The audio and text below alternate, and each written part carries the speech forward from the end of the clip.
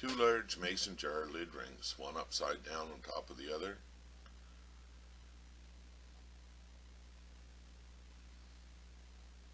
It's the lid from a 540 milliliter can turned upside down so the candles will sit flat. Mason jar lids have a wax seal that will catch fire, so I use the lid from a tin can.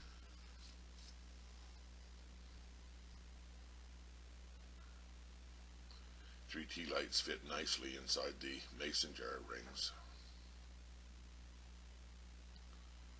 This is the size of can that I use, but I believe this was from a coffee can because it has the 1/4 inch lip around the top, and it needs holes on the sides for good ventilation.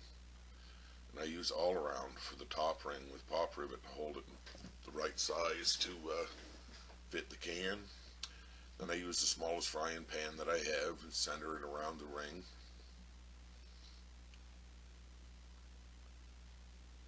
Add a little butter or oil and onion for taste.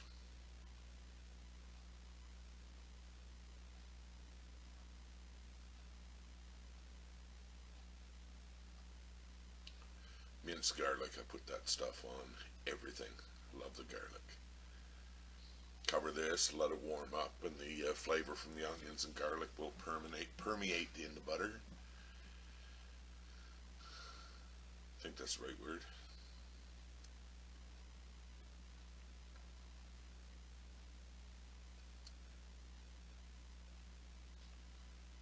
Yeah, we're getting a little steam, and you can smell the onion and the garlic.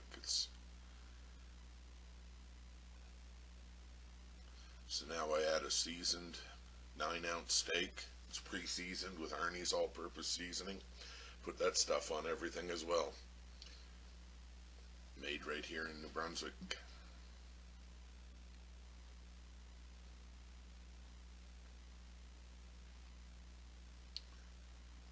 Oh, 6:08 p.m. Now it's 35 minutes later, and honestly, you can hardly notice a difference. So I'm going to put this ring on. It's a pie plate that I cut the bottom out of. It's just meant to try to hold the heat in around the pan better. And it does work. Some. So another 30 minutes later, and you can see it's started cooking. You can see the steam coming off.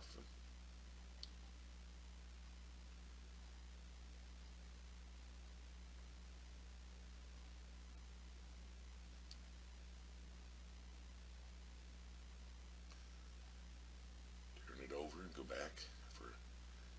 Always check your candles. You don't want them overheating. Dangerous when they overheat. So now it's cooked for another hour, and it's completely cooked now.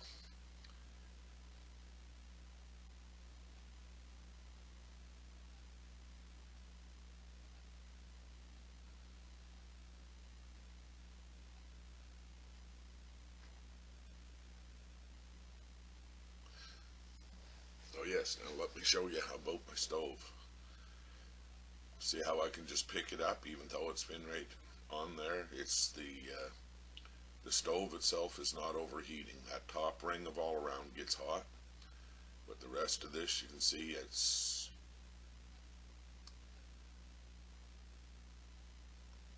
after 2.5 hours I can still pick up the metal pieces of my stove. And I do wish you could see the steak better because it is well done, even though in this video it doesn't seem to look it.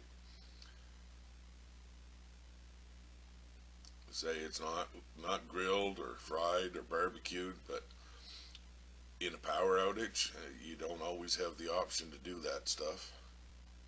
I made this video to show the difference between this and what I'm now using in my candle stove and my low energy pot that really cooks a lot better and faster than this.